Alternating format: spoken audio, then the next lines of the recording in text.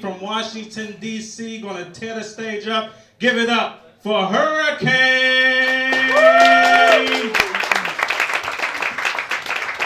All right, thank you. Give yourselves a hand for coming out and seeing comedy. It's been great. My name is Herricane. I am the winner of the Hunger Games. I'm still hungry, huh? No, that's bullshit. I'll get real. My name is Herricane. Gotta say, I love playing the cellar door. There's a nice change from my day job. I play Peter Griffin in the Family Guy on Ice show.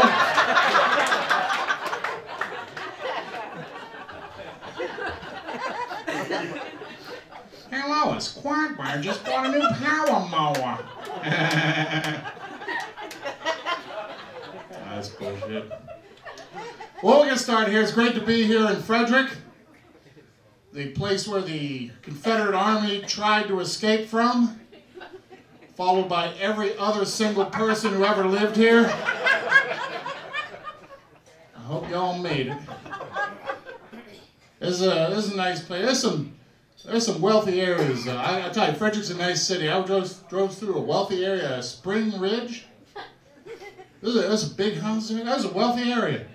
Saw a guy on a riding leaf blower. That's a wealthy area. Flip side, though, is that the cops are a lot tougher in these wealthy areas. Spring Ridge cops, they arrested Cool because he was with the gang. I was like, that's not good. That's a Cool in the Gang joke, sir. I know it's past its sell-by date. I understand that. But here's why I like Frederick. Y'all have good truck stories. I have a truck, but I live in Washington. I live in the urban areas. I don't get good truck stories. Y'all have good truck stories. It's like, hey, how'd you get that dent in your bumper? Well, me and the boys were taking the bed line up to Lake Ligonier. And it started raining. We were going up this hill there, and we had to flip that bitch around, take it out. They hit a rock, and a coniferous tree might have been deciduous. I don't know, but it put a big old fucking dent in that bumper. I'll tell you what. How'd you get the dent in your bumper, sir? Well, I was in the Taco Bell drive-thru, and the bitch didn't give me my sauce, so I had to back up the... It's not good truck stories. I grew up in a rural area like Frederick. I grew up in a rural, all-white area. But we were tolerant, you know. I was 11 years old before I first heard the N-word. Knowledge.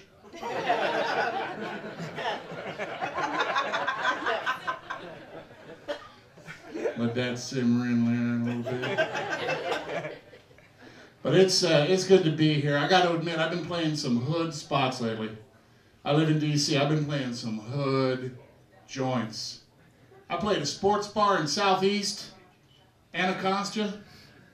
Folks, this was a hood sports bar. They served two kinds of wings, regular and menthol. This was a hood. They got the black and mild. You know, most sports bars in the suburbs, they got like 6 flat screen TVs behind the bar. You can see the game from every angle. This joint had 1 TV and 6 mirrors. I was like, this is some bullshit. Why is Tom Brady throwing left-handed? I can't figure this shit out. I like telling where I am in the city by the bumper stickers I read. So driving to this place in Southeast Anacostia, I saw a bumper sticker, "Snitches get stitches." It was on an ambulance, which I thought was...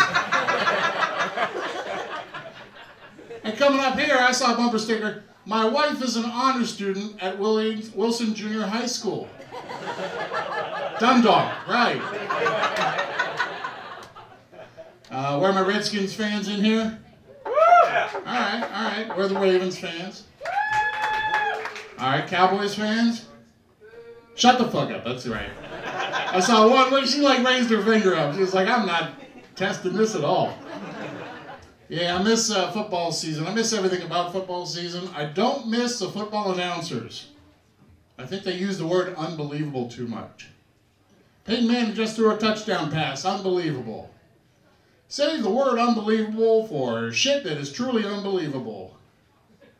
Is that Dan Snyder giving RG3 a hand job on the bench? That's unbelievable. There's only one convicted felon on the Ravens defense this year. That's unbelievable. The Cowboys just made the playoffs. That's unbelievable. All we got now, the Washington Wizards. The Washington fucking Wizards. The DC government announced, this is a true story, announced a Washington Wizards scratch-off ticket. Scratch-off lottery ticket. The chances of winning are the same as the Washington Wizards. I don't know, that should have gotten a better response than that, right? Snow day, you guys were prepared for Snowmageddon the other day? Yeah, that big 1 inch of soggy shit. My snow day was great because the gym that I belong to sent me an email and a text message assuring me that they were open during the snowstorm. I was like, thank you. That changes my plans to sit on the couch, play Pandora, and take a nap. Glass is falling off here, sir. That shouldn't be happening. I think it's this fucking light. How are you doing? That's good. Wife or mom? Oh, mom. See, that's how young you looked. I thought it was his wife. And also that, you know, you were fondling his leg. So, I'll leave that go. That's a Frederick thing. You wouldn't understand. But times are tough. Times are tough out there. The economy's rough. I got proof the economy's rough. This is not a joke. This is true. I picked this up today. Have 7-Eleven cater your next party. Pick up a perfect party pack at 7-Eleven. Is that the best idea? Those nasty 9-day-old wings, that pizza spinning in that cylinder. And look on the back, it says hot and fresh. Have you ever bought anything at 7-Eleven that was both hot and fresh? That's why I am this close to moving to Southeast just to start a gang, just for the money. Starting a gang. I got our gang name picked out. We're the 401ks. Represent. I'll get a lowrider car. Actually, any car I get into is a lowrider. We won't do drive-bys, we'll do drive-throughs. Put the nuggets in the bag, bitch. I wish I had some of that Facebook money. Who's on Facebook? Who's on Twitter? That Twitter is blowing up, isn't it? That Twitter has gotten so huge I've had to spin off and do like mini Twitters. Like now they have a Twitter just for gays and lesbians. It's called Glitter. They have a Twitter just for fat people. Twizzler. And they have a Twitter just for assholes. It's called Twitter. Who here is sick and tired of assholes? Let's hear a round of applause. The ones not clapping might be the assholes. My new favorite asshole phrase, it is what it is. Aren't you sick of that, man? It is what it is. That's the worst excuse in the world, isn't it? Yes, it is. It's like, hey, Bob, you're 20 minutes late for the lunch meeting. Well, it is what it is. Guys are getting smart, though. It's like the wife comes up, honey, does this make me look fat? Well, it is what it is. A lot of assholes on TV. Who here has seen that show on A&E called Intervention? With the drug addicts? There's some fucked up people on that show. I mean, nobody as fucked up as a mom fondling her son's thigh, but you know. There are fucked up people. You know you're fucked up when you need subtitles and you speak English. So, where'd you put the crack pipe, Mom? Motherfucker spoke English. And they show everything on that show. They showed this one poor woman, a multiple addict. They showed her shooting up heroin. Then she did a line of coke. Then she did crystal meth. Then she poured herself a vodka and coke, but they had to blur out the coke can because you can't show everything on TV.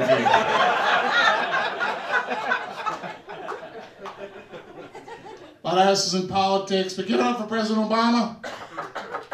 Yeah, I was a little disappointed that Romney lost the election, just because he promised to name me ambassador to Frederick. So I was, all right, I'll give you that. You knew at the end of that campaign that Romney was going to lose, just by the music Obama had with him, right? Obama had Bruce Springsteen on stage with him. Obama had a campaign rally. He had Salt and Pepper on stage. You remember Salt and Pepper? Like, they got together just for Obama. Mitt Romney tried the same thing. He had a rap group from Utah called Salt and More Salt. Push it really well, I don't think so. But I like the Obamas. I like the whole Obama family. I like Michelle Obama. I saw her give that speech at the convention a couple months back. You saw it, right? She was up on stage and the crowd was chanting, "Michelle, Michelle." And the camera panned over to the audience, and Michelle Obama's mom was sitting in the audience. And she looked so proud. She was smiling and crying at the same time. You just knew what was on her mind, right? She was thinking, I am so happy I didn't name her LaQuisha.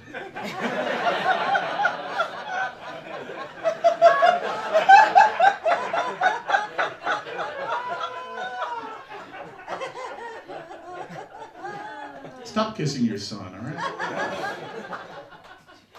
But I'm what they call a single-issue voter. I'll vote for any candidate who promises to ban Aretha Franklin from wearing sleeveless dresses. No, did you see at the Grammys? With the arms? I couldn't eat chocolate pudding for a week. That's too much self-esteem. I know what you're thinking. I'm a big hypocrite because I'm a big guy too. Well, I know what it's like to be turned down for a lap dance because you need a lap. It's not my problem entirely being a big guy. Society is getting bigger, right? Some of you women going into Forever 21, you need to stop that shit going to Forever 210. A little too close to home, I'm sorry. I can't even see you. Fucking lights.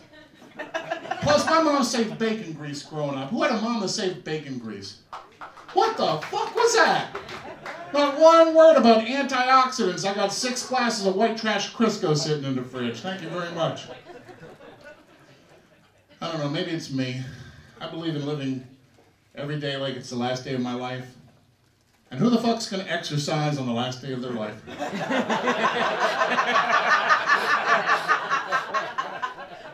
I'm gonna close on this. It's hard to be a big guy. It's hard to read signals from women. It's hard to date.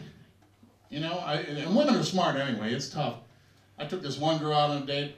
She asked me my age. I said, I'm 30-something. She said, what's a something, 15? I gotta be honest, she was sending mixed messages. She wore a rape whistle and a choker. So, I couldn't figure shit out. Rallo likes that shit. But it's hard today when you're a big guy. I met this girl at a bar the other day, and we started talking. We were getting along great, you know. We were talking for like 2 hours. I bought her a drink. Things were going well. She was laughing at my jokes. So I decided to take it up a notch, right? I went up to her, and I was like, fucking glasses. I was like, no, not you, her. You know, I think things are going well. And I'm sorry for the Forever 210 joke. And I was just wondering if you wouldn't mind going on a date with me sometime. She looked at me and said, not until you lose weight. I said, that's funny. I was planning on dating you until I lost weight. That was a cruel thing to say to me, wasn't it? Yeah. I told her, you shouldn't talk like that till you've walked a mile in my shoes. She was like, you should walk a mile in your shoes. Maybe 2 miles. Do some P90X. I said, bitch, it is what it is. Thank you very much. My name is Herricane. Good night.